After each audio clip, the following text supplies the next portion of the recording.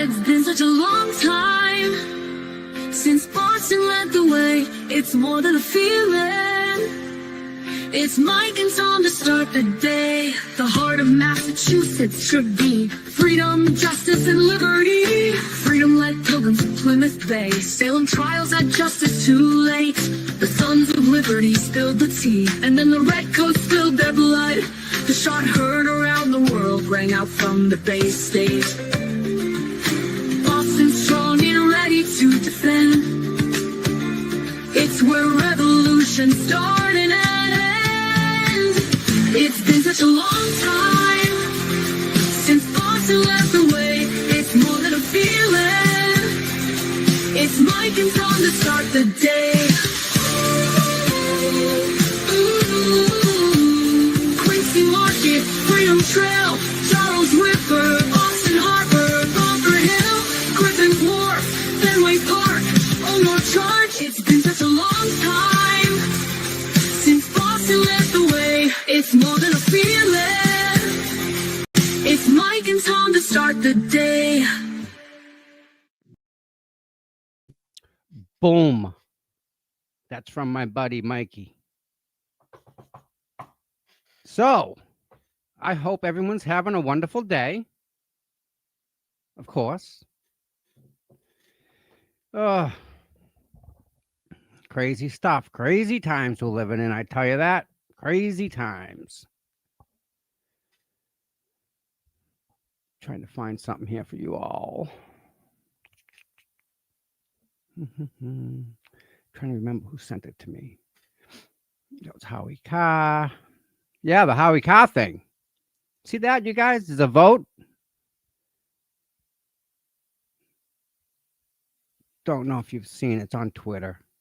Some guy did a vote saying he's questioning whether Aiden will go on Howie's show again or not. And I don't see why he wouldn't. I mean, you guys, not you, but some of the people out there, I think, are making this out to be a lot more than it really is. Like, people are looking for stuff to say this and that, and it's just not there. You know what I mean? Yeah. I mean, Aiden's doing his thing, right? Karen's doing her thing. We all know Howie's doing his thing. I mean, if you think about it, it could have been reversed.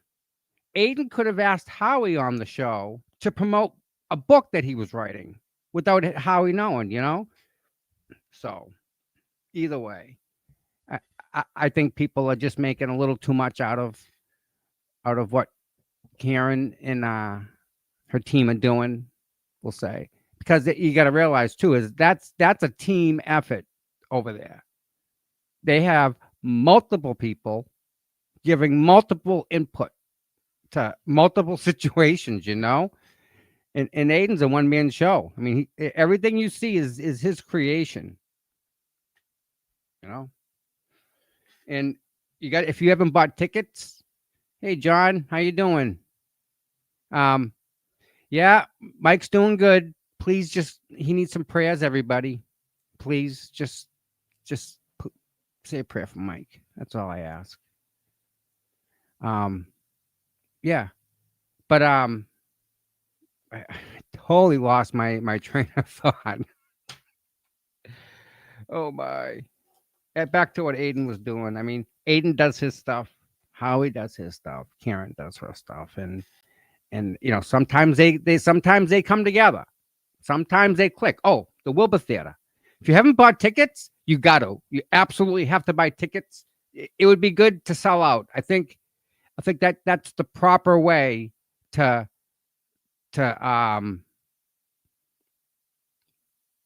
don't want to say objectify, but I want to say appreciate, maybe is the word.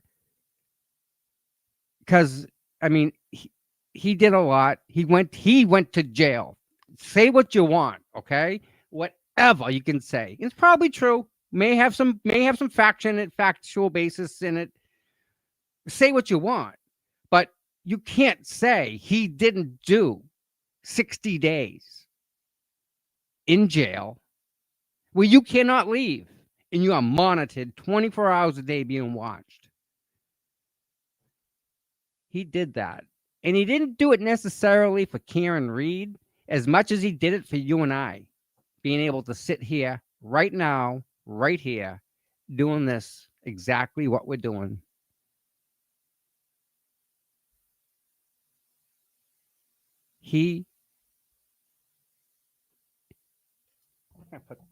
This is hard to put into words. He's done more for the First Amendment than a lot of people have done. And I think looking back, you can say that very few people have stood up to the Massachusetts State Police, stood up to them. Because don't try and mix this up. This is aiding against the state police. Proctor wrote, "Can't we just go arrest him?" They want him. And for what reason? Why? What did he do? What is so bad that he did so bad that they're out to get him? What is it? What did he do?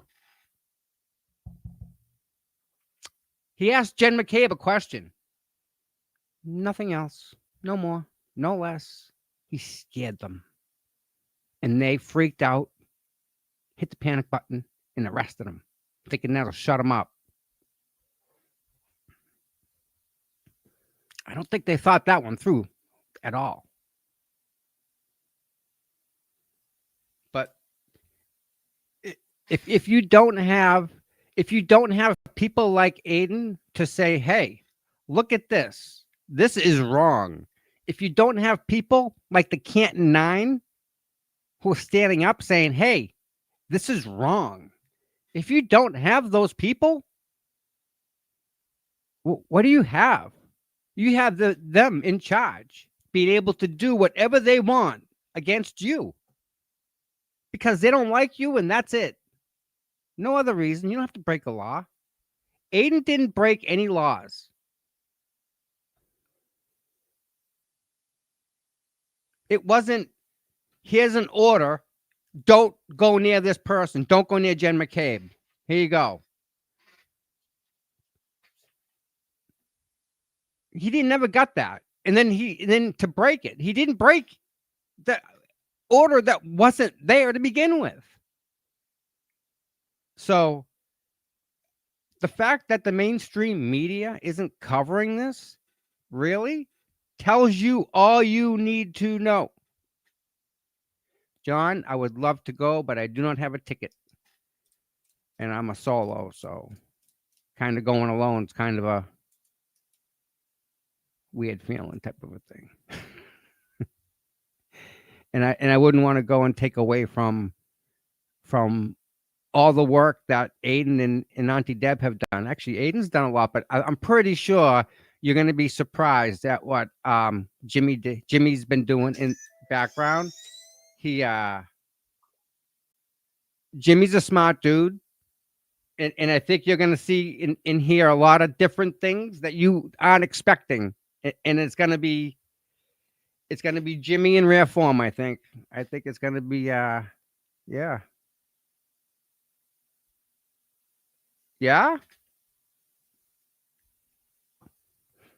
We'll get the bus riding, get the bus going.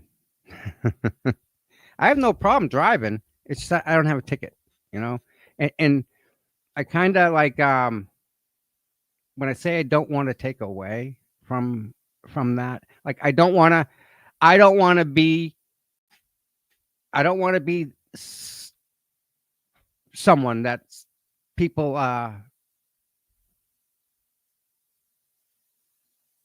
like there, like I just feel weird. It's Aiden and Jimmy's thing, and I don't want to like hijack it or anything of that sort, or nothing of that matter, like that. So if I don't go, I can't, like, I just avoid all that other criticism, that whatever, So does that make sense? It's more of a respect thing, I think, for me. Like I respect Aiden and I respect Jimmy, and I wouldn't want to throw a wrench in anything that they've done just by being there. If that makes sense, guys. It's I'm weird like that. I'm just a different type of person when it comes to things like that. I see it as Aiden and Jimmy's party, and like I don't want to. I don't want to take away from it. That's all. You know. If that makes sense. I hope you guys understand. Well, see the like. It's not, and that's the thing. I like. I don't know.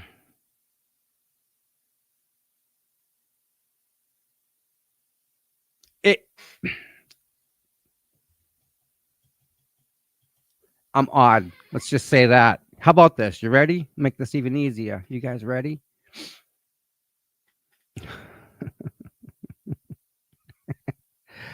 Oh boy. Where are we? Okay, I can do this. And can I do that? No. Do that.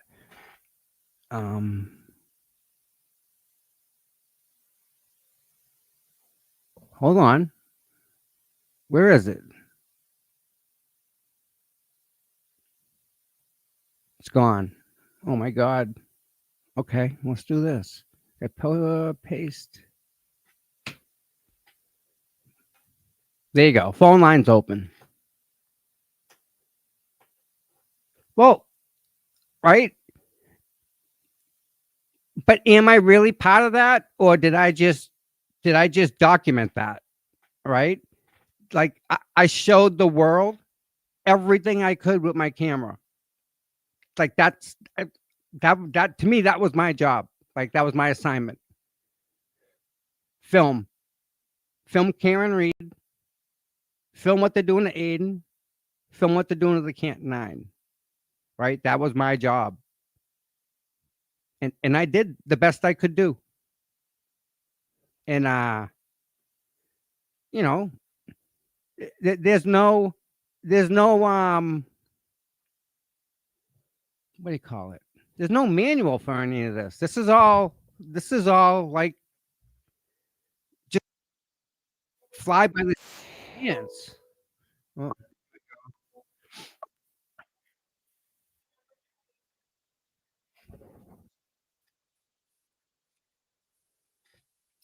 let me put you up on stage, you. Hold on.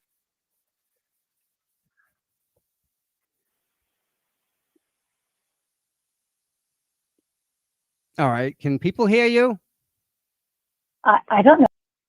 Can you guys hear? Can you now hear them? I just took you off stage by accident. I don't think I can. Wait a minute. I'm having big problems here. All right. And now I do this. I'll turn my volume all the way Oh. down. Maybe that'll be helpful. Good to go. Now, can you guys hear this caller by any chance? Can you hear me? Pam, Can you hear me, people? Pam, that was my assignment. And I think I understood the assignment, right? Hold the camera and put you guys as close as I can in the middle of it all. That was my assignment. And I got you guys front row every single day of that trial. Every day, never missed a day.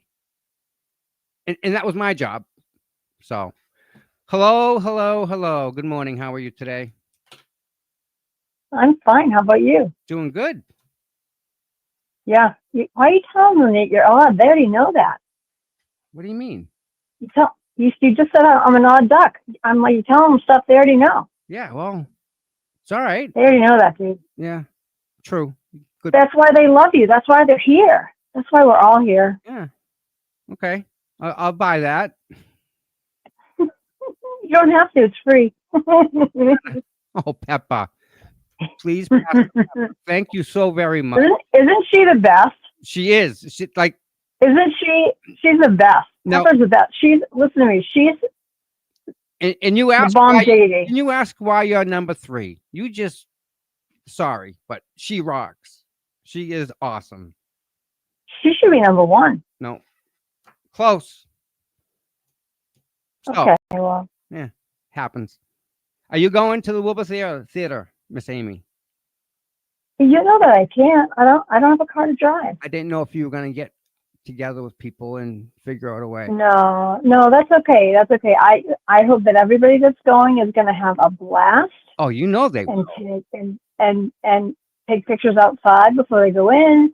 And I'm going to hear about it after. I hope that Turtle Boy and Jimmy are going to have some sort of either a DVD or you know, a stream after that I can buy, because there are lots of people that can't be there that would love to be a part of it afterwards, Yep. to contribute somehow and have it afterwards. So that's what I'm hoping for. You know, I would offer this, right? I would offer to film the entire thing for free for Aiden and Jimmy, and then just give them the footage. Like, someone's got to film them.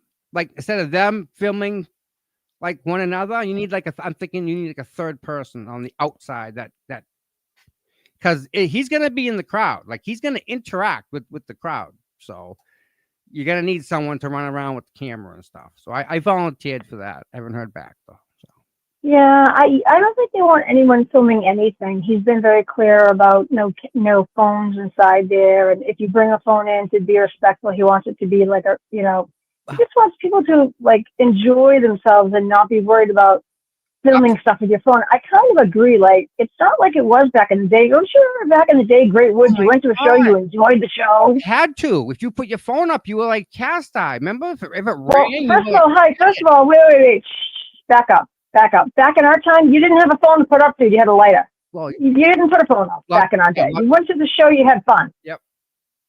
Okay, so there was no phone to put up, first of all. You put up either a lighter, your middle finger, or you had a great time. You put a blanket out on the lawn, you brought your cooler with your treats. Yep. That's it. You had a fun time, you went to the show. Those were the days. Right? So there was nothing to put up except maybe an attitude. If somebody didn't want to go in the mosh pit with you. You had fun. You went to Metallica. You saw the pyrotechnics. You had a blast. Can you imagine That's what you mosh did. pit nowadays? I I won't do it. My daughter goes to shows, but she told me, she's like, "Oh, she won't go to huge shows now. She goes to smaller venues." Okay. Because it's a better show. It's a better quality. That the really is. Crowd is better. It is. Yeah, she's like, I will not go see big, huge shows.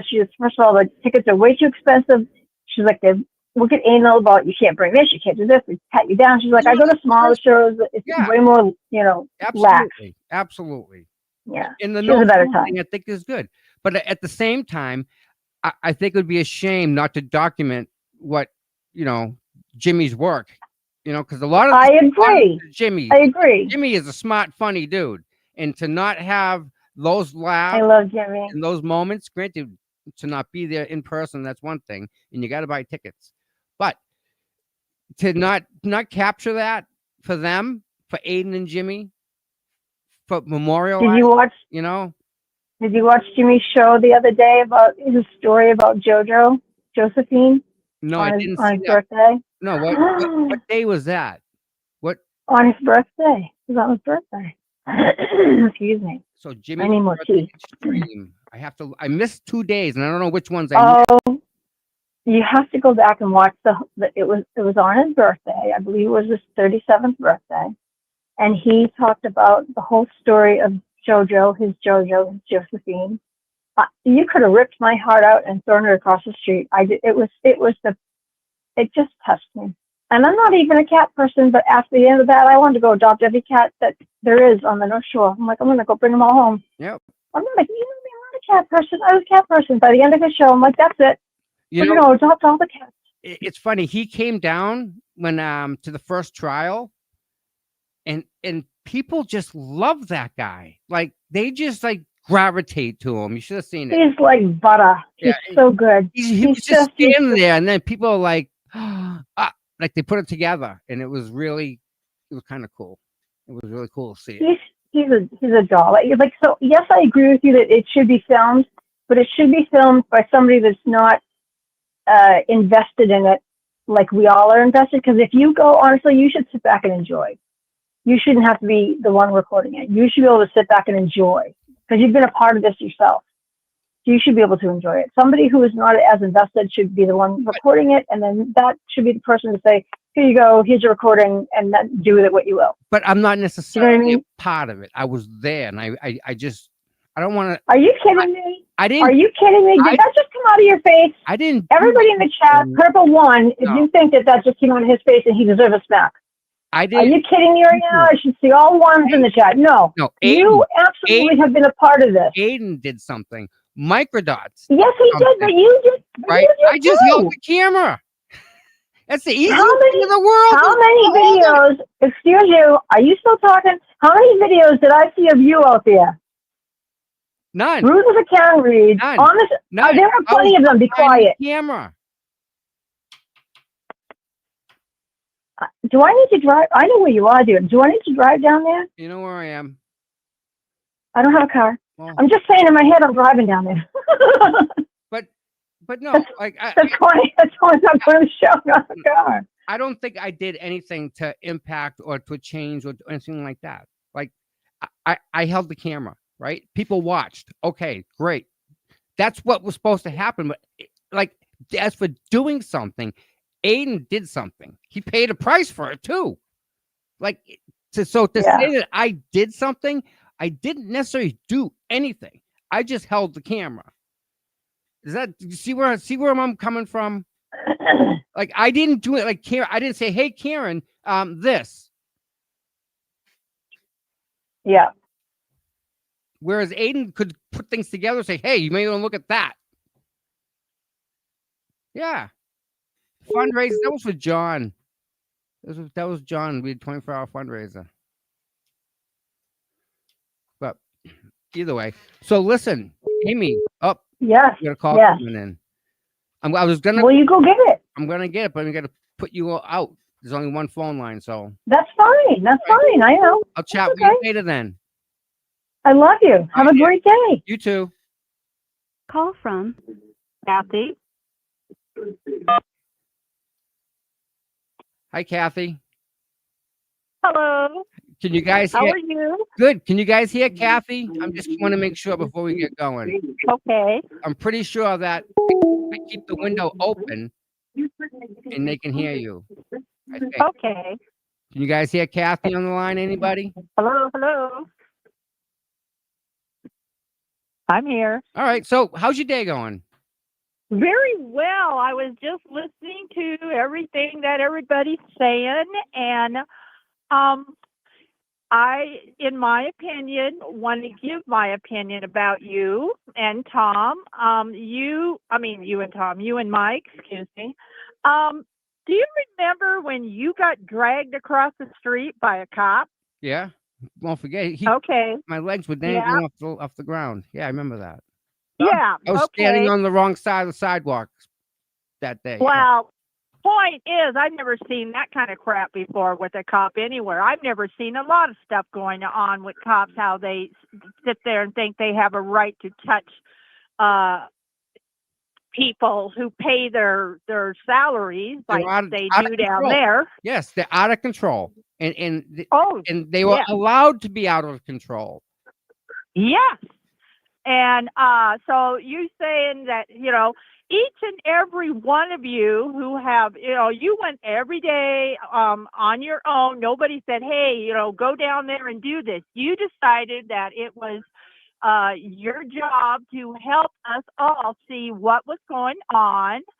And you did an awesome job. I mean, we got to see what the other so-called professionals wanted us to see. You let us see what was really going on. Right. And you had, you paid to go down there. You took time to drive down there. You took your time and your product and you went on your own because it was your decision for us all to be able to see what was really going on. So yes, you are also a very big part of helping us see what's going on. That's just wanted to let you know how I feel about it. I appreciate the thought, and I understand and agree where you're coming from to a point. Okay, I'll But hear it. I don't think that I didn't change the direction of that trial in any way, and I didn't help Karen Reed prove what Aiden or everyone else was able to prove. That's all I'm saying. I don't think it, and I don't just.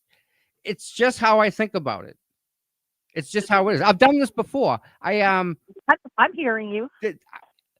Before, back in like the 2000-ish, something around there, the city of New Bedford built a school on top of a toxic waste dump.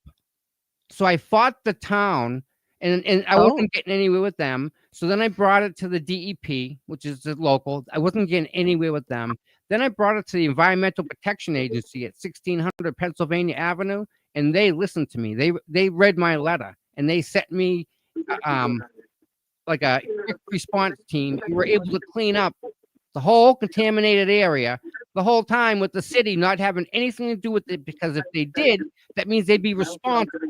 And so many people got sick from that area, teachers and people that live there. All people died from just being on that land, and we fixed that. So that's huge. Karen Reed's the one person, it is but it's not. She's one person getting prosecuted, but it's just different. Okay, well, I feel like this is just my opinion, that you're a very humble person, first of all, and that's awesome. That is totally awesome. You don't see that very much these days, and at least for me. But I will say that your podcast, like others, you supported Karen in a positive way. You wasn't out there like the other side saying negative and believing lies and whatever. Right. Because I could only handle listening to. I listen to everybody's podcast, and even the negative, but I could only take it for a minute and a half, and then I'd go on there. I got kicked off of their podcast lots of times, but I'd always leave them with a free Karen Reed, free Turtle Boy. I always left that, and I always got kicked off for about a month, but I don't care, Yeah. Point being that you and Mike were positive in also getting the word out there. I do remember you had people from the UK all around listening to your shows. Yeah. Didn't you? Yeah. So you also made a awesome contributing to the helping to get the word out that Karen Reed and the corruption and everything else that was going on. And I keep typing in, this is me, that we the people, we will always believe and know what really happened to Officer John O'Keefe, and we will never forget it, regardless. And that's just mine. And one of these days, I hope to be down there for whatever's going on, and I just to even meet you and everybody, because you're famous if you want to be or not. Okay. I've learned that one. I walk in the supermarket and people want to take pictures and stuff. So yeah. Wow. Now really, huh? Yeah, So you haven't made you haven't done nothing, Tom, huh? No, it's different for me because like when I did this thing with the contamination, like I did something. Like I was in the middle of that. Like I fixed that. When I say but you don't think you were in the middle of promoting the truth about Karen Reed? I did my best. And yes, you did. And you did awesome. And you were there with the camera. Right. You also the camera did it. If anything, the camera did it. What? You were behind the camera. Yeah, someone had to. That was my job. By itself. Listen, does the guy that's holding the camera for Channel 4 get the credit? No. It's not the guy from Channel 4's job. It's the person who's doing the story. That's who's important. But he didn't have a podcast. True. Okay. You're not going to win this. Okay. You can. I'm sorry. I'm just letting you know that I really appreciate you, and I know the chat does, and everybody else is not even here. You did make also. You and Mike made a big contribution.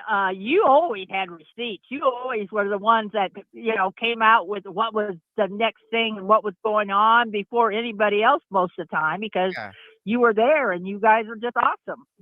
There's a lot that we couldn't say either. Like people will come up and tell us stuff, and we'd just be like, "Oh my God," and they're like, "Oh, by the way, you can't say anything." Like, but you have that knowledge, I believe that. and you can see it in other things. So, again, Aiden, this should be about Aiden, if anybody, because it is about Aiden, and I agree. I mean, it's for a long time. That's different. Yeah, that's a different fight altogether. Like, that's ball. Yeah, it's different, but he started out this, the way you did, on his own, and I do believe. I mean, I think it's just awful and horrendous about Turtle Boy being arrested for journalism and freedom of speech, and how many other journalists and have come up and been to these same places as a proctor, which I just despise that person, and they didn't get arrested. Why is it just him? Ted Daniels, can you imagine Ted Daniels in cuffs for a second? Just think about it. Like, this doesn't happen. Like, no, but yet here's Aiden, and that seems to be allowable. Why the mainstream media isn't covering that just blows my mind. Like, I know, and it isn't. I mean, I've got a friend of mine that works up there. Well, we're acquaintances. We're not friends. We're acquaintances. And I asked him that question, why are you not covering the Turtle Boy? And then again, I asked him, when Karen Reed's trial was going on, how come you were more for the negative than the truth? And then once she was found not guilty, now you're on her side. Yeah. It's everything I needed to know is I watched again from outside, right? You would see the guy, he's sitting there reading his phone, and he's reading exactly what they sent him. He can't add a letter. He can't add a comma. He can't even pause. He has to read what they send him. That's it. So it's not the people we see. It's the people that behind the scenes that are paying the paycheck, sending this guy stuff just to read in front of a camera. That's it. You're right. I saw that. Yeah. I'm like, that's it. That this guy's just, he don't even know what he's talking about most of the time. He's just reading it. He never asked me. He probably doesn't even know, or he didn't care. Exactly. Just I agree with you. Agree. So it's sad. It's just crazy. I mean, I will say that where I'm at, I'm a survivor, and I'm actually have been in hiding for about 2.5 years, and I decided that listening to all the podcasts and being able to speak my the way I feel was my way of contributing, but still hiding. I mean, I'm still in hiding, but I don't ever give my real name out anywhere. And you don't have to. That's fine. Right, right. But I want to be, I always, I'm still a part of all of this in my own way, just like everybody else. Right. Who, gives their comments. We give our comments and able to call in. And it's another way to just be a part of. And I just want to let you know that you are a part of no matter what. And thank you. Okay, well, you're welcome, and I appreciate it very much. If I was more active in that, to me it would be a different situation. If I was more, I mean, my job to me was the easiest job of everybody. Just hold the camera. Like, Wow. I kind of I see it thought like yours was the most awesome job of a lot of people, you know? I mean, you asked questions, you said hello. I mean, you didn't just show, oh yeah, show what was going on. that's You easy. talked. That's the easy stuff. Holding the camera. Well, you're Easiest very job there good is, at it. right? And to show you guys here, this is what's going on. Yeah, but you're very good at I it. can't Thank you. change that. And the thing is I was the one holding the camera when it was Aiden speaking on the step of the courthouse. He was the Yeah. one rallying the troops. It wasn't me. So, I was holding Well, the camera. but you're very good at it. Well, thank you. I tried my best. And again, Yes, you did, and you were very good. Thank you so much for Well- all you've done and what you're going to be doing. thank you. We got more coming, I think. Yep. Okay, I'll let you go. Thank you very much, Bye. Tom. Thank you. Have a good Bye-bye. weekend. You too. Bye-bye. You too. Okay, that was awesome. I want to go over my picks here. Share this. All right, hold on a second, guys.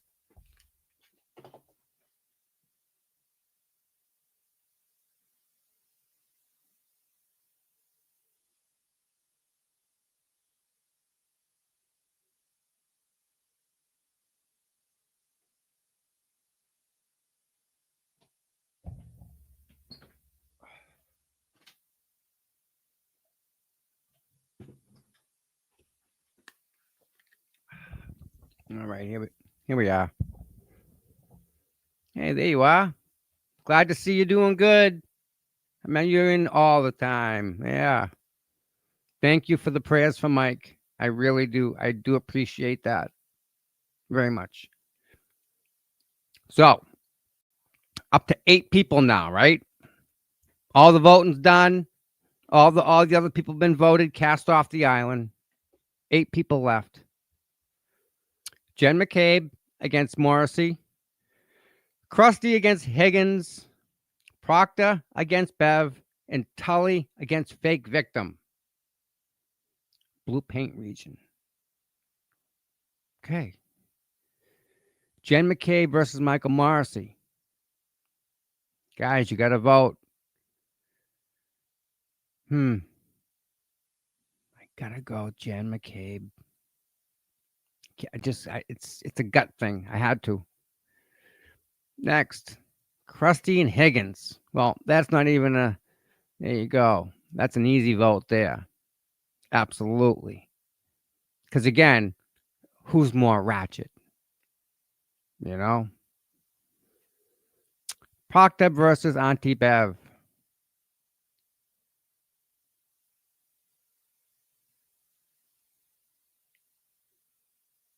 Yeah, I'm thinking Auntie Bev only for the fact that she has the ability to impact far more people than the guy on the left has impacted, could impact, would impact. Possibly looked the other way or listened to somebody that he shouldn't have. And then Tully against Fake Victim. This is a toughie. I don't know about this one.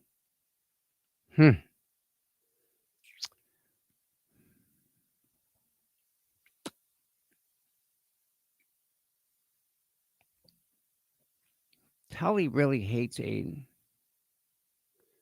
But Fake Victim really friggin' played him hard. And she was on the phone with Mello, setting him up, knowing what was happening. But then again, there's Tully.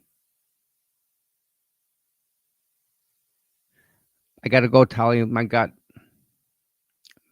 Kevin Clapp thing kind of sealed the deal for me. I don't know if you guys know about Kevin Clapp. Not good. So there's that. Boom. Alrighty. Nice. Yeah, see, I agree with you there. You got a great point. Absolutely. Now you understand. There you go. All right. There was something else I saw that was really kind of awesome. Not that it matters, but Bass announced live sonar rule for the 2006 Elite Series. No more forward-facing sonar. Huh.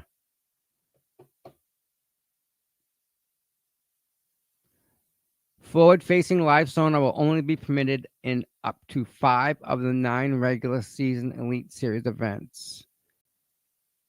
And they only do that 5 because the people that are fishing need that, or they can't catch any fish. They need to see it on the screen, or they can't fish. They're just idiots.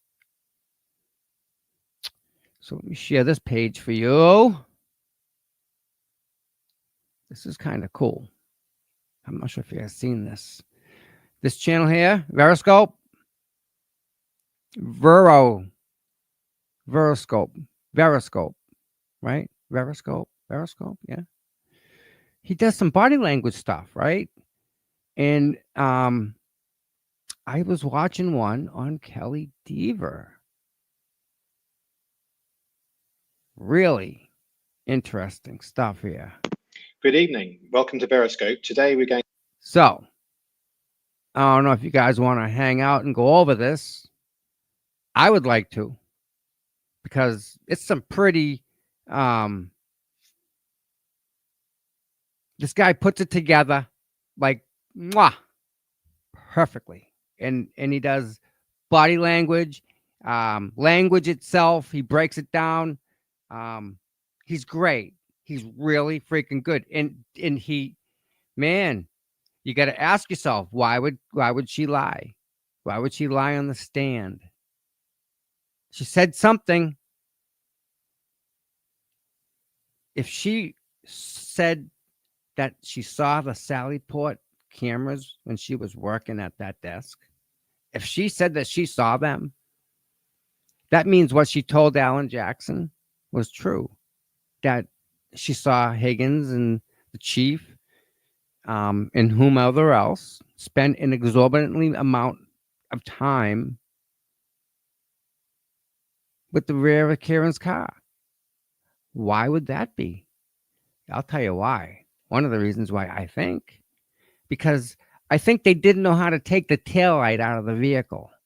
Like there's no screws on the outside, it screws from the inside. And you have to take the panels apart to undo the screws on the back of the taillight, so the taillight will come out of the back of the car. It's a piece of metal. Screw goes through the metal, nut goes on the back. And they didn't know how to do it. So they called in, he owns Brilliance Auto. What's his name? Yeah, these cops having side jobs. I don't know about that. Don't know. But they called him in so that he could come and take the taillight out and that they can then break it.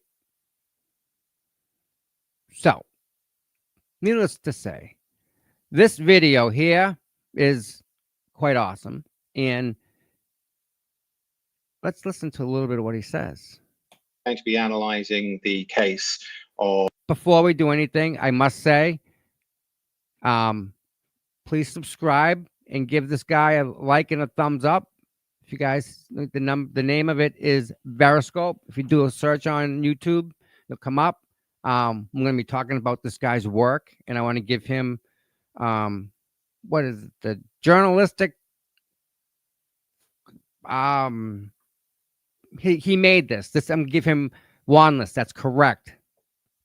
Wanless. They called Wanless in to take the taillight out of the car because they couldn't. And in that time, them figuring it out, trying to figure it out that they couldn't, Diva sat there and watched them on the screen. And she had a pretty good view, because what they showed us was a pretty bad view. But either way, this guy did a great job with this, and we want to recognize this guy in his work. So I don't think we're stealing it. I'm trying to highlight it, and try and get this guy some subs. So let's try and go through this. This is pretty cool. of the Commonwealth versus Karen Reid. And on the witness stand, we have police officer Kelly Dever, who we will be analysing her statements, and we'll be looking at the way that she acts. We'll be looking at her body language and her breathing and trying to assess the level of deception or truth which she gives on the witness stand. And this is who the trial is all about. This is Officer John O'Keefe, who was found murdered at the age of 46 on the front lawn of a fellow Boston police officer. And this is Karen Reid, if you're new to the trial, perhaps from the UK, who has faced 2 trials for John's murder. It's his girlfriend, or his ex-girlfriend rather. And in the first trial, it was a hung jury, and in the second trial, she was acquitted of all charges apart from drink driving. And if we proceed straight into the testimony, we can get going. Were you ever interviewed? Morning. Morning, ma'am. May I inquire? Yes. Good morning. Could you state your name and spell your last name for the jurors, please? Kelly Dever, last name Dever. And what do you do for a living? Presently? I'm a police officer, Where are you employed? Boston Police. How long have you been so employed with the Boston Police Department? 2 years and a little over 2 months. Where'd you work before that? I worked for the Canton Police. Were you a sworn officer at that time? Okay. Who you're asking? Who this is? Kelly Dever. She was on the stand at on the trial. She worked at Canton Police Department, and she was at the desk, and she made a statement to Alan Jackson saying that she saw XYZ. Then she recanted her story and said, I didn't say that, or I had a false memory, which is a bad thing because that just cost her job. And they gave her that idea to say that. So they made sure to make sure that she perjured herself or said that so that she would lose her job. Oh, the channel. All right, channel is called Veroscope. Veroscope.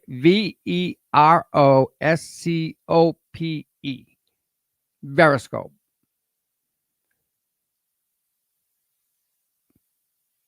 Veroscope. Okay. So let's get it going here. Boom. At what time? When I was employed there? When you were employed by the Canton Police Department Yes, I was. as a sworn police officer. Yes. Okay. What was your duty assignment in January of 2022? I was a patrol officer. You're familiar with the case that's presently before the bench, correct? In some capacity, yes. Commonwealth versus Karen Reid. Yes. All right. Did you ever prepare any kind of report based on any of your conduct or your connection with this case, if there was any connection with this case, while you were a Canton police officer? No. Were you ever interviewed by any member of the Canton Police Department in furtherance of their investigation related to the death of John O'Keefe? No. Were you ever interviewed by the Massachusetts State Police? No. Let me finish the question. I got to finish the question, then you can answer it. It works a little better that way. Were you ever interviewed by any member of the Massachusetts State Police in furtherance of their investigation into the death of John O'Keefe? No. Were you ever interviewed by either the Canton Police Department or the Massachusetts State Police with regard to any of your observations on January 28th or January 29th, 2022? No. And you never wrote a report about your observations or any observations that you had on January 28th or January 29th, 2022, correct? No. That was a double negative. Let me try that a different way. Did you ever write a report about your observations related to January 28th, 2022, January 29th, 2022? No. Thank you. As a matter of fact, the first time you were ever interviewed in connection with anything having to do with this case or this investigation related to the death of John O'Keefe was by a separate law enforcement agency, not the Massachusetts State Police, not the Canton Police Department, correct? Yes. That was in August of 2023. Is that right? Yes. Do you remember the exact date? No. August 9th, 2023. Does that sound right? About right? I know it was the summer of 2023. Okay. So Do you think it would refresh your recollection to take a look at a report of that interview? yes, because I've never seen it before. Just insofar as the date is concerned, may I approach? Yes. Thank you. Take a look at the bottom of that page. Just glance at that and tell me once you familiarize yourself with that page in that report. Okay. May I approach? Yes. Thank you. Do you have that date in mind? Yes. Does that refresh your recollection that it was August 9th, 2023? Yes. Okay. I want to direct your attention, Officer Dever, to January 28th, 2022. Where were you working? What was your duty assignment on that day, January 28th, moving into January 29th? Well, 3.5 years later, I remember I was on patrol. I don't remember anything further about this night. Did you work overnight, like a late shift going into the morning of January 29th? That was my assigned shift, so yes. Okay, so we immediately sense that there's a bit of an attitude and signs of microaggression. And I get a sense that there is some fear as well of the truth coming out, in essence. Let's have a look at the actual transcript itself. I don't think we need to spend too much time, because really we just established here a baseline that she is capable of answering clearly with yeses and nos for straightforward questions that do not threaten any of the potential testimony that she's going to give. Every now and again we have a slight deceptive marker questioning the question. You guys get what he's saying?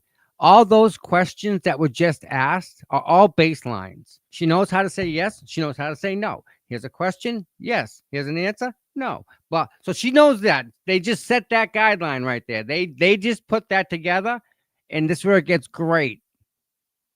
We'd put a flag in it. It's not too important here. Generally speaking, we take note of somebody that questions the question because, as we learned in previous videos, they are buying extra cognitive time in order to answer the question, and they're gaining some form of intelligence by asking that question. So we would put a little flag in.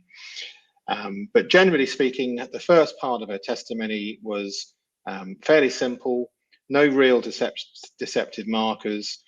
We understand that she's able to answer straightforward yeses and nos to the questions. However, once we start getting to specific timelines and specific dates, we begin to see a change from that pattern, and we begin to start seeing slight signs of the deceptive markers and the patterns which we've all come to know. Nothing unusual, nothing out of the ordinary. Okay, so let's go back to the actual trial. Okay. Who else is working with you on that particular day, if you recall? Sergeant Good, Officer Mullaney, Officer Seraph, and Officer Pasquarelli. Mulaney. And what generally was your assignment when you went into work that night on January 28th? Patrol. She's a lot of little ties. You'll see. At some point, You'll see. Awesome. And once you see it, you can't unsee it. either that evening or the early morning hours of January 29th, did you note that a call came in related to a person found in the snow, unresponsive in the snow? Yes. Boom. Tell me about that. The nature of the call and where were you? I was in my crew. So we have the first change in the single answer response, and it was a change in the tonality, the pause, and the delivery. if you notice that.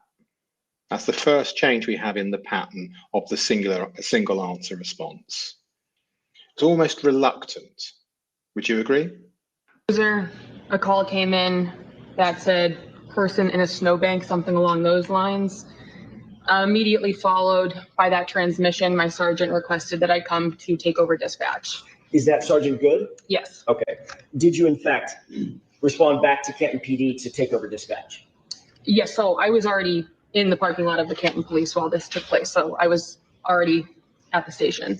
Did you note whether or not Sergeant Good and or any of the other?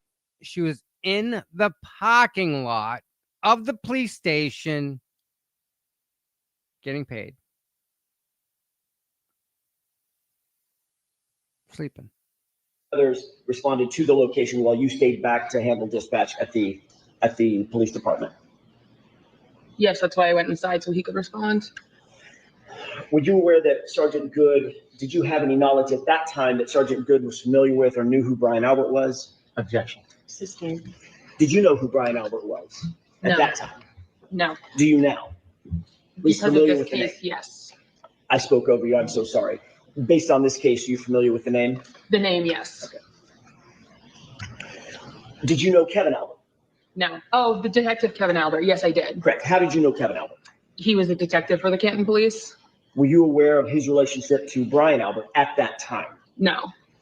Are you now aware of his relationship with Brian Albert? Yes, from the media. And what is that relationship as you know it? Sustained. Did you know Brian Higgins at that time? Yes, in passing. I'm not asking if you're social friends. Okay, so you'll have noticed in this last exchange that things have changed. From the previous trainings, you'll have picked up the accent of deception, and we're beginning to see those patterns. Let's look at the actual transcript itself. Think about this for a second, everybody. She knows of Brian Higgins in passing. Well, guess what? That's not true. When you're an officer that goes into the police station, that's a secure facility. Anybody else walking around inside, you know exactly who they are. She knew who Higgins was before, like, day zero. He had an office in there. Him and the chief were best buds. How does she not know that? She does. So she's already being deceptive about Higgins. There's no way in the world she can work at that police station and not know exactly who the guy walking around inside of the station is. Not possible.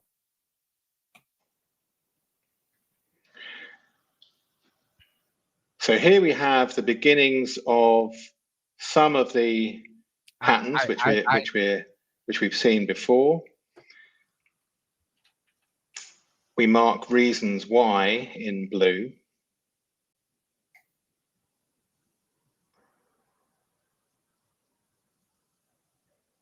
Sergeant Good, these were the officers present that she's just told us. There'll be a few mistakes in the transcript. We'll just live with those and make as best sense as we can. Sometimes the transcript mistakes who's talking, but generally speaking, after a while, we can work it out. So here we are. Right, I was in my cruiser.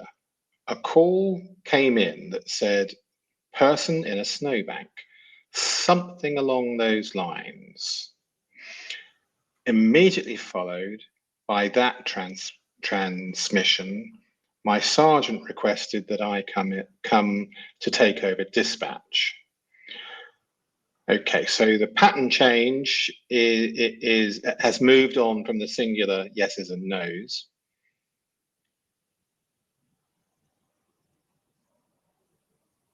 Okay, did you in fact respond back to Canton PD to take over dispatch?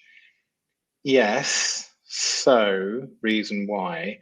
I was already, we marked this in pink because we have sensitivity. Sensitivity are phrases or individual words which are close together in a single sentence and can represent a deceptive marker. I was already in the parking lot of the Canton Police while this took place. Another reason why, the same reason why. So we definitely have strong sensitivity. So the sensitivity has suddenly appeared when she's been asked to leave her vehicle and go inside. So this has caused stress inside the brain. Under cognitive load, she has created this pattern. Something is causing her significant stress increase. Did you know whether or not Sergeant Good or any of the others responded to the location while you stayed back to handle dispatch at the police department? Yes, that's why I went inside, so he could respond. Okay, so going inside to her is problematic, or possibly the cause of the problems which she now faces. That would make sense. That's why she's suddenly changed into that deceptive pattern, which we've learned. Were you aware that Sergeant Good, did you have any knowledge at that time that Sergeant Good was familiar with or knew who Brian Albert was? Brian Albert is the Boston police officer whose body John O'Keefe was found on. So, of course, we have objection, and of course we have Beverly sustain. This is important. This is a suspect now that Karen Reed has been found innocent. Did you know who Brian Albert was at that time? And both the prosecution and the judge have obviously forgotten or prefer the way that this was phrased. No. Do you now? Yes. Okay, so back to reasonably confident baseline again. Based on this case, are you familiar with the name? Yes. Okay. Did you know Kevin Albert? No. Oh, the detective Kevin Albert. Yes, I did. Okay, so we have slight deception markers here with a no and then a yes. I did.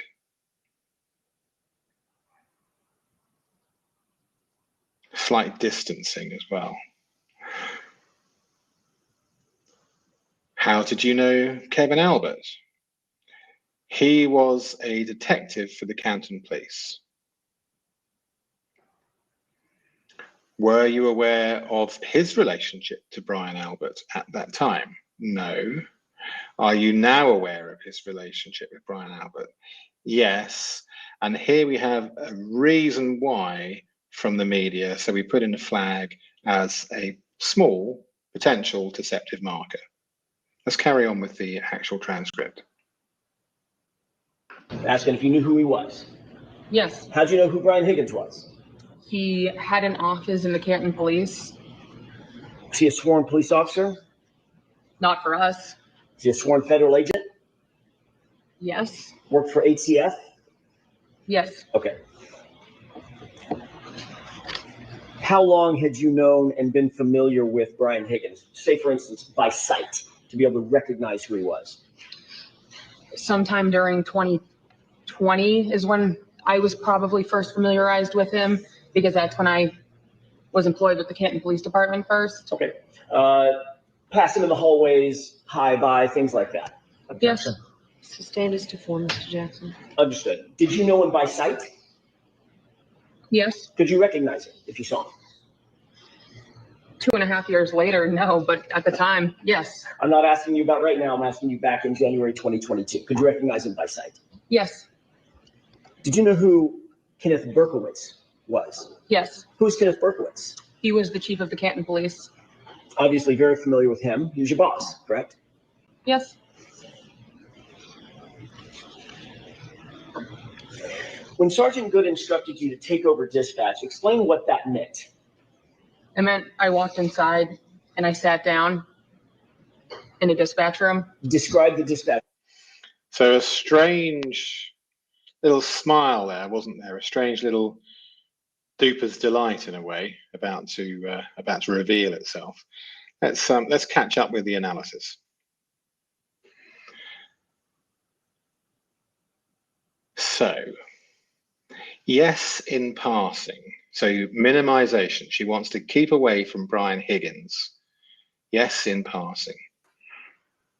How do you know who Brian Higgins was? He had an office in the Canton Police. So she knows who he is. She knows exactly where he works. She obviously sees him fairly regularly. Not for us, continues the distancing. Is he a sworn federal agent? Yes, back to baseline, no problems. Okay, and how long had you known and been familiar with Brian Higgins? So Jackson's trying to pull back the familiarity and prevent the distancing. Say, for instance, by sight, etc. Is when I was probably first familiarized with him, because so we're beginning to see the pattern. Everyone's beginning to recognize it, and everyone can see how the pattern isn't strong, but it's there. That's when I was employed by the Canton Police Department first. Okay. Pass them in the hallways, high fives, high buys, that sort of thing. The objection comes, the sustain comes. As to form, understood. Did you know him by sight? Yes. Could you recognize him? And then, and here we have, this should be down here, I believe, 2.5 years later as the no. But at the time, yes. So she's saying, as a police officer, that she wouldn't recognize Brian Higgins. She's been involved in this case for quite a while. She knows exactly who Brian Higgins is. The distancing language is sufficient for her now to say that she might not even recognize him. Not really credible. So we have our first indication of real deception, not being able to recognize Higgins. She's expecting us to believe that. I'm not asking you about right now, I'm asking back in 2022. Could you recognize him by sight? Yes.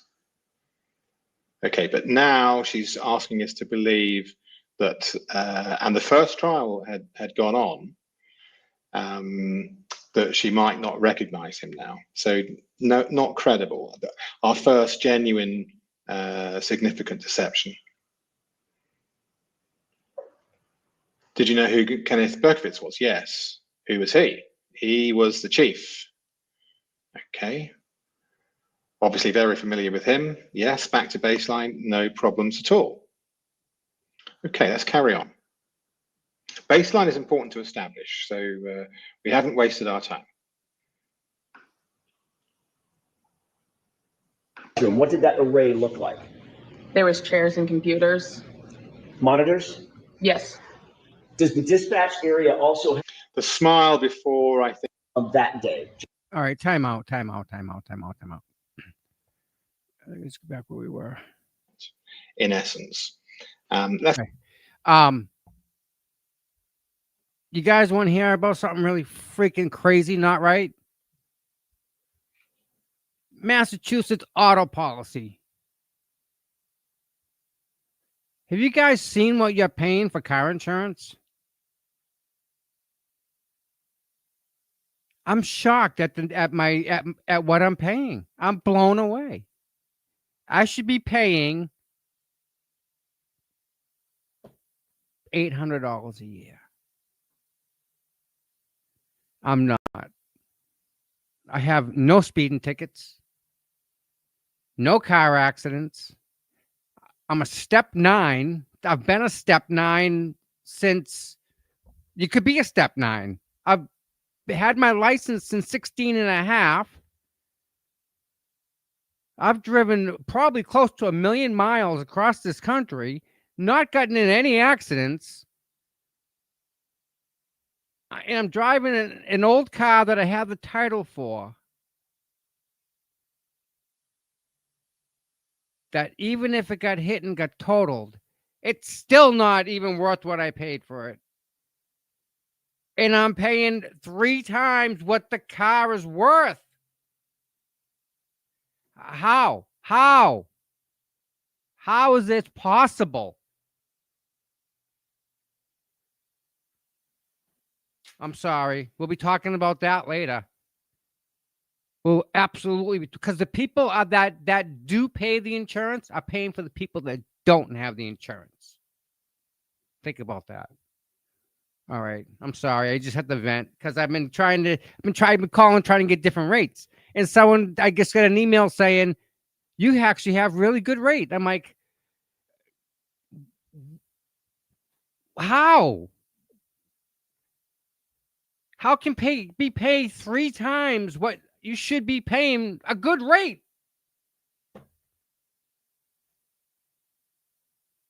And I haven't got no car accident. Like, I'm a pretty good driver, I think. I don't get it. No speeding tickets since I was 16 and a half. Ginny, how about $320 a month? I don't have any words. I don't have any words to say.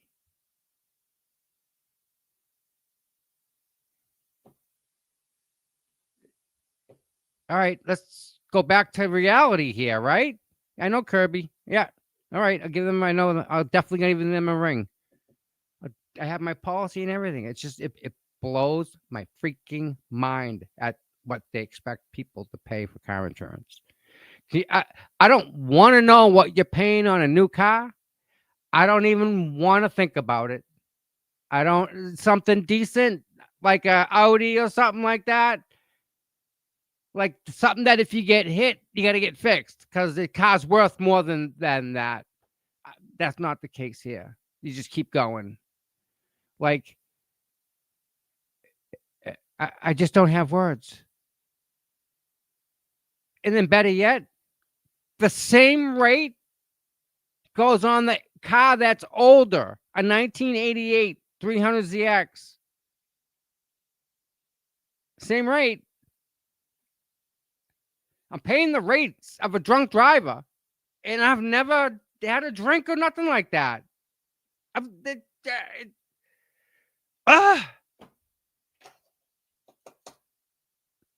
Sorry. Let's get back to Kelly. Dever. However, let's have a look at the actual transcript itself. This guy's great. I don't think we need to spend too much time because really we just established here a baseline that she is capable of answering clearly with yeses and nos for straightforward questions that do not threaten any of the potential testimony that she's going to give. Every now and again, we have a slight deceptive marker questioning the question. We put a flag in it. It's not too important here. Generally speaking, we take note of somebody that questions the question because, as we learned in previous videos, they are buying extra cognitive time in order to answer the question, and they're gaining some form of intelligence by asking that question. So we would put a little flag in. But generally speaking, the first part of her testimony was fairly simple, no real deceptive markers. We understand that she's able to answer straightforward yeses and nos to the questions. However, once we start getting to specific timelines and specific dates, we begin to see a change from that pattern, and we begin to start seeing slight signs of the deceptive markers and the patterns which we've all come to know. Nothing unusual, nothing out of the ordinary. Okay, so let's go back to the actual trial. Okay. Who else was working with you on that particular day, if you recall? Sergeant Good, Officer Mullaney, Officer Seraph, and Officer Pasquarelli. And what generally was your assignment when you went into work that night on January 28th? Patrol. At some point, either that evening in the early morning hours of January 29th, did you note that a call came in related to a person found in the snow, unresponsive in the snow? Yes. Tell me about that, the nature of the call, and where were you? I was in my crew. So we have the first change in the single answer response, and it was a change in the tonality, the pause, and the delivery, if you notice that. That's the first change we have in the pattern of the single answer response. It's almost reluctant. Would you agree? A call came in that said person in a snowbank, something along those lines. Immediately followed by that transmission, my sergeant requested that I come to take over dispatch. Is that Sergeant Good? Yes. Okay. Did you, in fact, respond back to Canton PD to take over dispatch? Yes, so I was already in the parking lot of the Canton Police while this took place, so I was already at the station. Did you note whether or not Sergeant Good and or any of the others responded to the location while you stayed back to handle dispatch at the police department? Yes, that's why I went inside so he could respond. Were you aware that Sergeant Good, did you have any knowledge at that time that Sergeant Good was familiar with or knew who Brian Albert was? Objection. Sustained. Did you know who Brian Albert was at No. that time? No. Do you now? At least Because of familiar this with the name? case, yes. I spoke over you, I'm so sorry. Based on this case, are you familiar with the name? The name, yes. Okay. Did you know Kevin Albert? No. Oh, the detective Kevin Albert. Yes, I did. Correct. How did you know Kevin Albert? He was a detective for the Canton Police. Were you aware of his relationship to Brian Albert at that time? No. Are you now aware of his relationship with Brian Albert? Yes, from the media. And what is that relationship as you know it? Sustained. Did you know Brian Higgins at that time? Yes, in passing. I'm not asking if you're social friends. Okay, so you'll have noticed in this last exchange that things have changed. From the previous trainings, you'll have picked up the accent of deception, and we're beginning to see those patterns. Let's look at the actual transcript itself. So here we have the beginnings of some of the patterns which we've seen before. We mark reasons why in blue.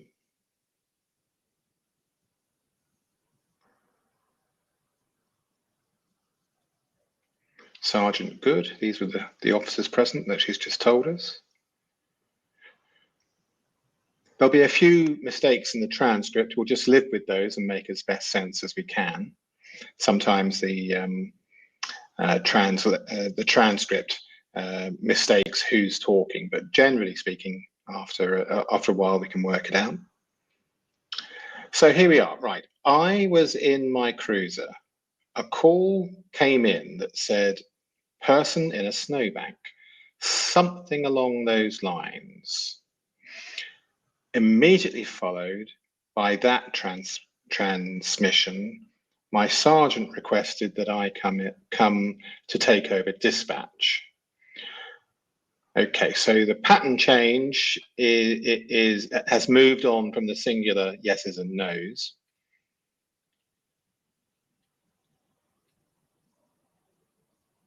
Okay, did you in fact respond back to Canton PD to take over dispatch? Yes, so reason why. I was already, we mark this in pink because we have sensitivity. Sensitivity are phrases or individual words which are close together in a single sentence and can represent a deceptive marker. I was already in the parking lot of the Canton Police while this took place. Another reason why, the same reason why. So we definitely have strong sensitivity. So the sensitivity has suddenly appeared when she's been asked to leave her vehicle and go inside. So this has caused stress inside the brain. Under cognitive load, she has created this pattern. Something is causing her significant stress increase.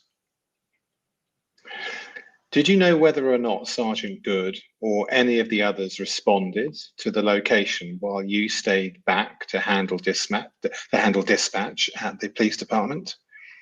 Yes, that's why I went inside, so he could respond. Okay, so going inside to her is problematic, or possibly the cause of the problems which she now faces. That would make sense. That's why she's suddenly changed into that deceptive pattern, which we've learned. Were you aware that Sergeant Good, did you have any knowledge at that time that Sergeant Good was familiar with or knew who Brian Albert was? Brian Albert is the Boston police officer whose body John O'Keefe was found on. So, of course, yes, we have objection, Shelby. and of course we have Beverly sustain. This is important. She helped. This is a suspect now that Karen Reed has been found innocent. Did you know who Brian Albert was at that time? And both the prosecution and the judge have obviously forgotten or prefer the way that this was phrased. No. Do you now? Yes. Okay, so back to reasonably confident baseline again. Based on this case, are you familiar with the name? Yes. Okay. Did you know Kevin Albert? No. Oh, the detective Kevin Albert. Yes, I did. Okay, so we have slight deception markers here with a no and then a yes. I did.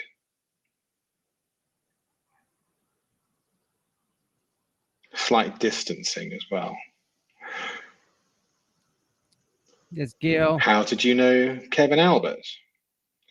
He was a detective for the county. Sorry, got to pause this. Gail, it's good to see you. Thank you for being here. Hope everything's well. Talk to you later when you get, but it's good to see you, Gail. Canton Police. Were you aware of his relationship to Brian Albert at that time? No. Are you now aware of his relationship with Brian Albert? Yes. And here we have a reason why from the media. So we put in a flag as a small potential deceptive marker. Let's carry on with the actual transcript. Asking if you knew who he was. Yes, How'd you know who Brian Higgins was? he had an office in the Canton Police. Was he a sworn police officer? Not for us. Was he a sworn federal agent? Yes. Worked for ATF? Yes. Okay. How long had you known and been familiar with Brian Higgins? Say, for instance, by sight, to be able to recognize who he was. Sometime during 2020 is when I was probably first familiarized with him, because that's when I was employed with the Canton Police Department first. Okay. Pass him in the hallways, hi, bye, things like that. Yes. Sustained is to form, Mr. Jackson. Understood. Did you know him by sight? Yes. Could you recognize him if you saw him? 2.5 years later, no, but at the time, yes. I'm not asking you about right now. I'm asking you back in January 2022. Could you recognize him by sight? Yes. Did you know who Kenneth Berkowitz was? Yes. Who's Kenneth Berkowitz? He was the chief of the Canton Police. Obviously very familiar with him. He was your boss, correct? Yes. When Sergeant Good instructed you to take over dispatch, explain what that meant. It meant I walked inside and I sat down in a dispatch room. Describe the dispatch. So a strange little smile there, wasn't there? A strange little duper's delight in a way about to reveal itself. Let's catch up with the analysis. So, yes, in passing. So minimization. She wants to keep away from Brian Higgins. Yes, in passing. How do you know who Brian Higgins was? He had an office in the Canton Police. So she knows who he is. She knows exactly where he works. She obviously sees him fairly regularly. Not for us, continues the distancing. Is he a sworn federal agent? Yes, back to baseline, no problems.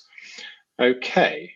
And how long had you known and been familiar with Brian Higgins? So Jackson's trying to pull back the familiarity and prevent the distancing. Say, for instance, by sight, etc. Is when I was probably first familiarized with him, because so we're beginning to see the pattern. Everyone's beginning to recognize it, and everyone can see how the pattern isn't strong, but it's there. That's when I was employed by the Canton Police Department first. Okay. Pass him in the hallways, high fives, high buys, that sort of thing. The objection comes, the sustain comes. As to form, understood. Did you know him by sight? Yes. Could you recognize him? And then, and here we have, this should be down here, I believe, 2.5 years later as the no. But at the time, yes. So she's saying, as a police officer, that she wouldn't recognize Brian Higgins. She's been involved in this case for quite a while. She knows exactly who Brian Higgins is. The distancing language is sufficient for her now to say that she might not even recognize him. Not really credible. So we have our first indication of real deception, not being able to recognize Higgins. She's expecting us to believe that. I'm not asking you about right now, I'm asking back in 2022. Could you recognize him by sight? Yes. Okay, but now she's asking us to believe that, and the first trial had gone on, that she might not recognize him now. So no, not credible. Our first genuine, significant deception. Did you know who Kenneth Berkowitz was? Yes. Who was he? He was the chief. Okay. Obviously very familiar with him. Yes, back to baseline, no problems at all. Okay, let's carry on. Baseline is important to establish, so we haven't wasted our time. What did that array look like? There was chairs and computers. Monitors? Yes. Does the dispatch area also have... The smile before, I think, was also nervousness, because up until now it's been relatively safe, but she knows she's about to go inside the building and sit down with the arrays and the monitors, and she's about to see things. So she's recognized she's at the crunch point. The smile is a mixture of fear, nervousness, and the recognition that we're now here. Monitors of internal security camera footage? I know there was camera screens, but I don't know if they were on TVs or computers or where in dispatch they were. I don't recollect where they were or how they would be accessed. They were in the room somewhere. I can't be more specific. I don't remember. But you do recall seeing that there were monitors that were showing different views of internal security camera footage of Canton PD, correct? The specifics, no. Were there? Yes. I don't know what you mean by specifics. I'm asking you, were there monitors that you could look at that showed security camera footage from inside Canton PD, different areas, hallways, corridors, offices, the Sally port, for instance? So 2.5 years since You keep saying 2.5 years later. So let her finish her answer and then ask a question. Sure. It's been years since I've been in that room. They were somewhere in the room. Where cameras were in the Canton Police Department, I don't recall. The media's provided me information since this case took place, and I can't speak on what's my recollection and what's been media provided. There are cameras. I don't know where on my memory where they are. So has the media informed you that there were internal security monitors at the dispatch location? So the objection is sustained. Next question. What do you recall from the dispatch room, as you put it? What do you recall being in terms of monitors? I remember there was a computer screen that had information about current calls, and then there was a 911 screen next to that. Those are the two computers that I would have been positioned in front of during this time. As a dispatch officer, by the way, you were a sworn officer at Yes. that time, correct? Uniform, badge, gun, the whole works, right? Yes.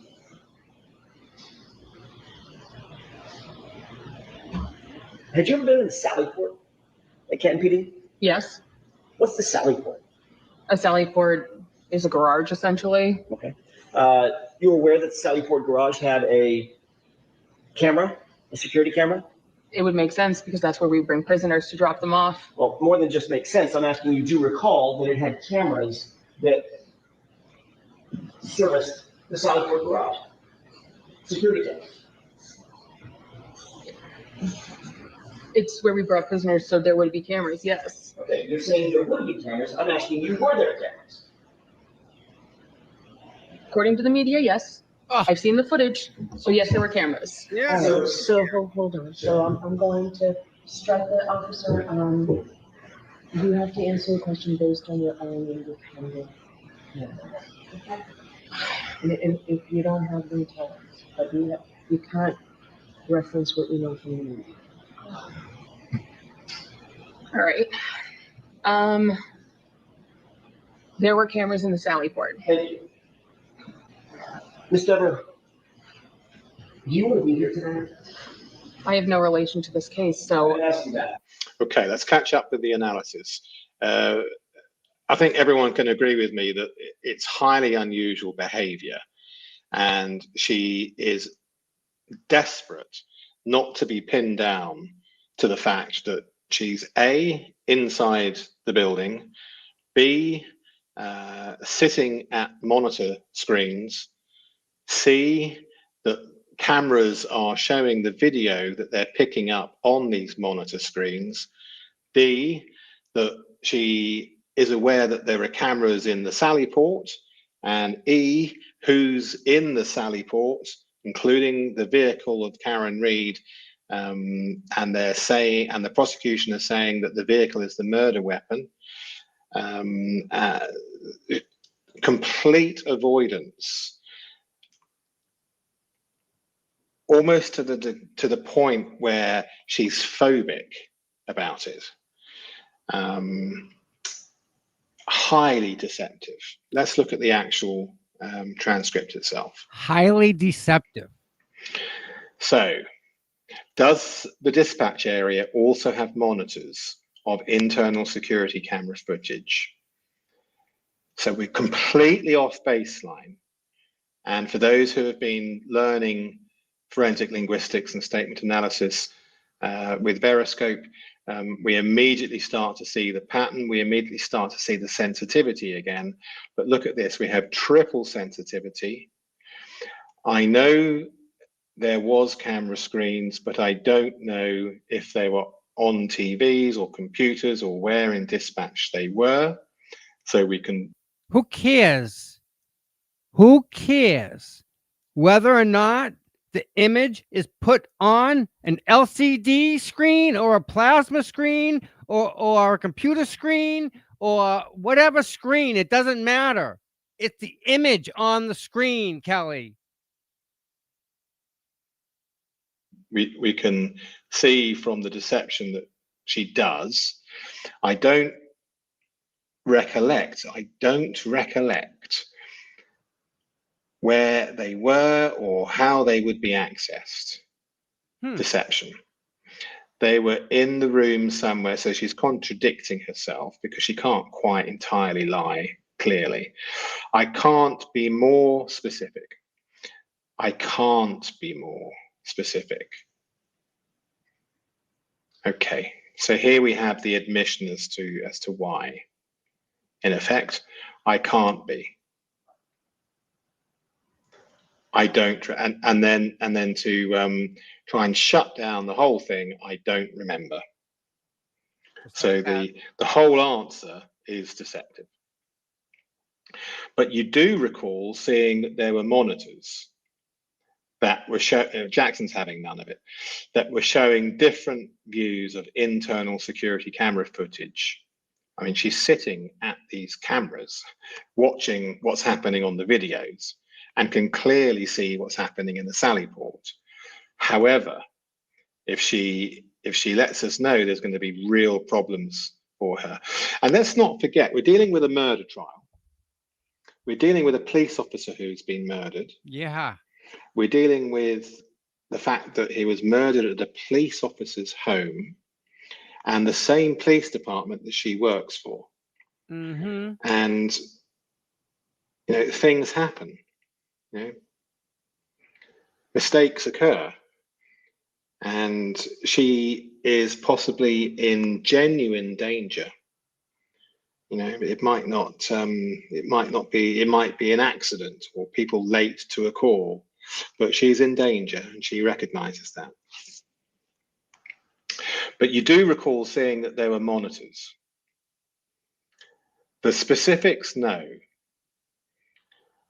And here we have a slight transcript where the two have confused each other, or I don't know what you mean. So this is Jackson. I don't know what you mean by specifics. I'm asking you, were there monitors that you could look at that showed security camera footage from inside Canton PD, different areas, hallways, corridors, offices, the Sally port, for instance?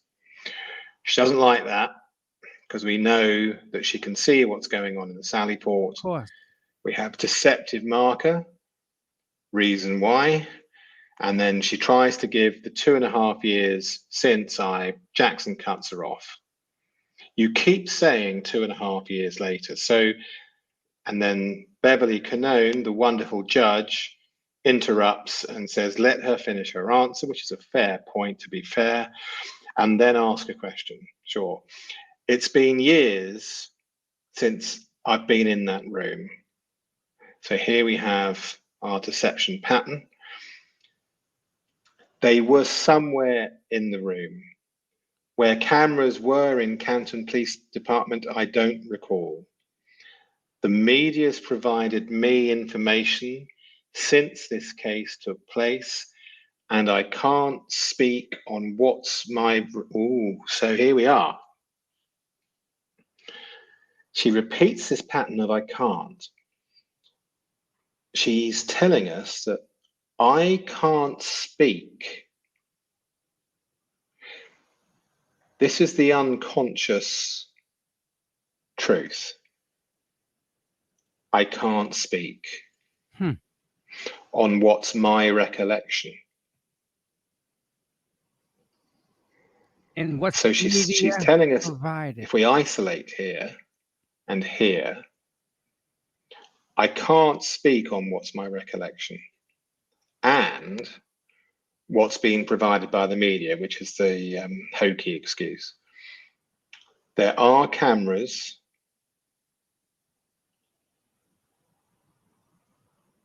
I don't know where on my memory.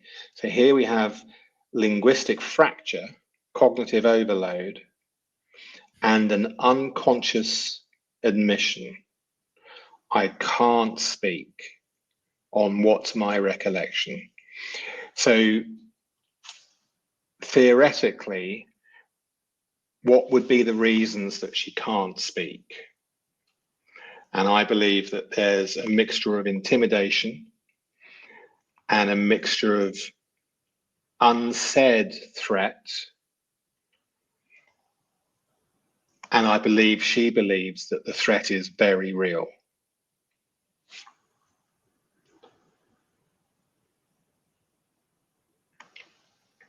At this level of corruption and this level of risk for those involved in corruption, i.e. life sentences, possibly without, depending on the charge, parole. I mean, literally life sentences. She knows she's in genuine danger, in my opinion.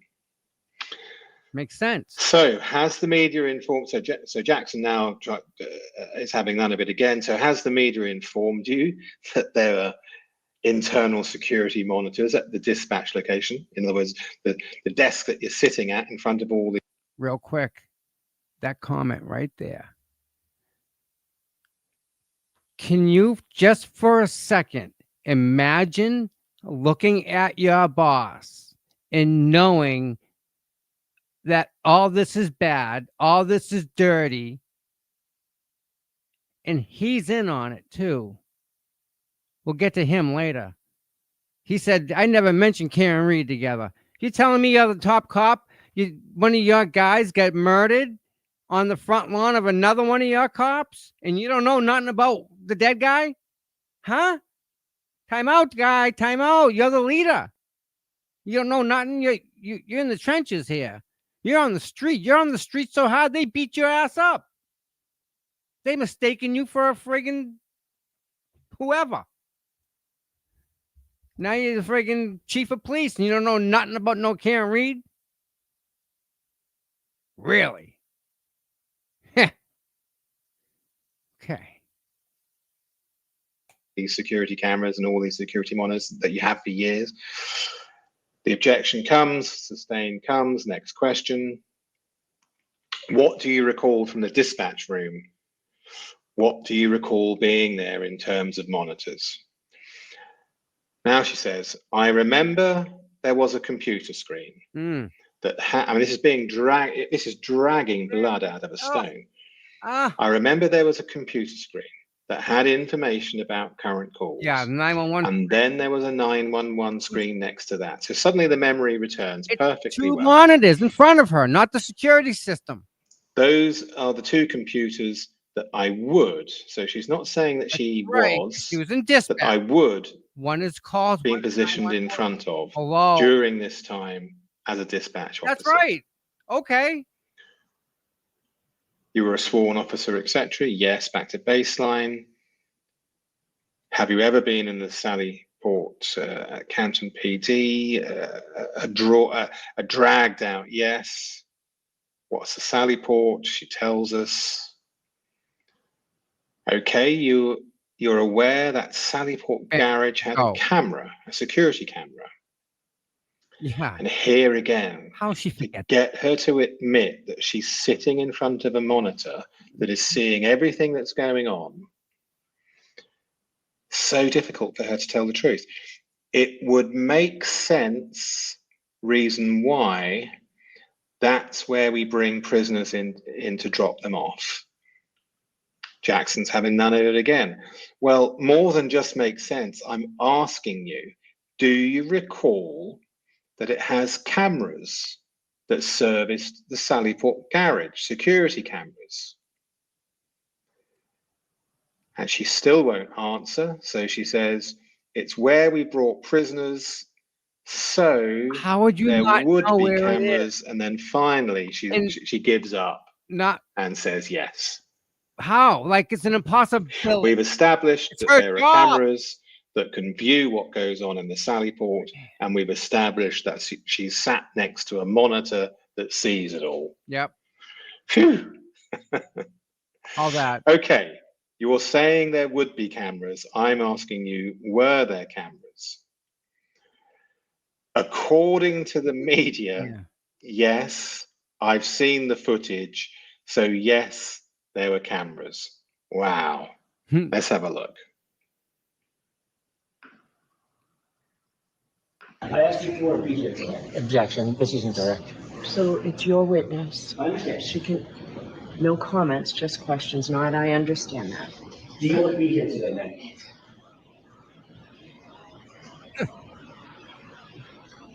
I am put on the stand in a murder trial. I don't know why I'm here. I have no connection to this case. You have no idea why you're here? You've never talked to me. Nobody on the fence seems to talk to me since prior. The smile, I get the impression, is because she's ready to deliver her pre-planned speech to the court. Yep. And she's happy to be at this point. For the first trial. So I don't have any idea why I'm here. No clue whatsoever. As you sit here, why you might have been close and stand. We're just going over her testimony and how this guy is just tearing it apart and how she's just absolutely being defensive.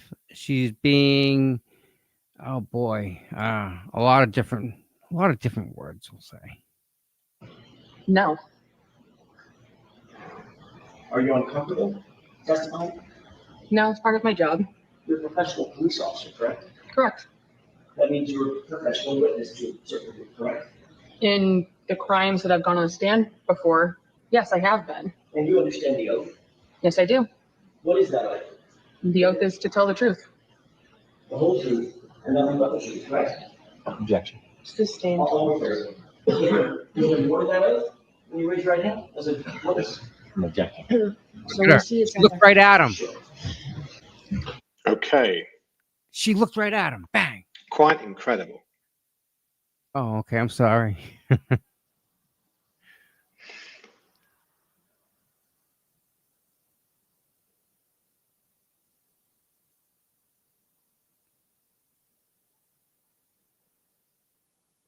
And then it went to sidebar, which is probably a good time for us to end the analysis for today and to carry on with part 2 tomorrow. So absolutely like blood out of a stone with this witness. Not a huge amount of deception until we got there, and then deception off the scale. So okay, let's call it a night, and we'll carry on with part 2 in the morning. So that guy again, let's give him some big props. His this is his site right here, Veroscope. Please like, subscribe, tell him you love his content. You know, tell him he sent you. But he's great. This guy's great. He really is. And we'll do part 2. We can't do it tomorrow. Tomorrow's a bad day. Maybe Friday. How's that? Wait a minute. Yeah. Friday. Do part 2. Because he part 2 is as good as part 1. And he's got you. Once he got you, and you start like, yeah, oh yeah, oh, and you start thinking it, and you see what how she acts, and man, it's really kind of telling, you know. Yeah, he popped up on mine, and I'm glad I watched it, man. What a great channel, great guy that does this, and I mean. We could do part 2 Friday. I mean, it's worth it. It's good. Let me put this in my schedule. Friday. Date night. Oh, date day. How about that? We'll do a date. We'll have a date. You and me, all of us. Party. Awesome. With that said, I love you all. You all being here. I honestly can't thank you guys enough. I really love you guys. You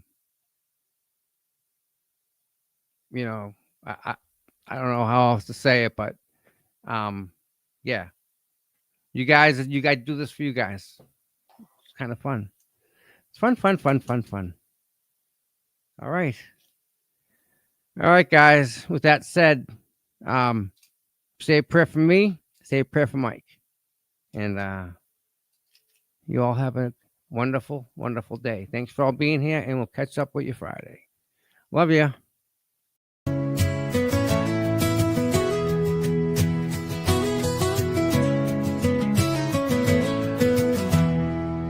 Cold mornings, cracked pavement, courthouse steps. He's there before sunrise while the world still rests. No cameras needed, no spotlight glare. Just a man with a purpose, always standing there. Facing the crowd, but the fight in his veins. Truth in his hands, pushing through the rain. Karen sees him, she knows what it means when you've got boots on the ground and you fight for your dreams. Boots on the ground, day after day, standing for truth in the hardest way. No fame, no glory, just a promise kept. Tom CPU, you never left. He don't ask for credit, don't ask for praise. Just fight in the good fight in 1,000 ways. When the cameras fade and the voices die, he's still right there, never asking why. He's got a handshake that you can trust, eyes that don't blink when it comes to us. Karen smiles because she knows it's true. She's got a soldier and his name's CPU. Boots on the ground, day after day, standing for truth in the hardest way. No fame, no glory, just a promise kept. Tom CPU, you never left.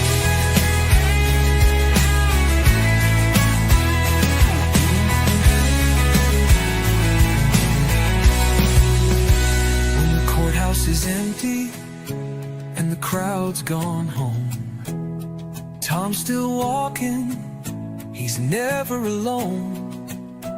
1,000 steps, a million prayers, because justice don't sleep and neither does he care.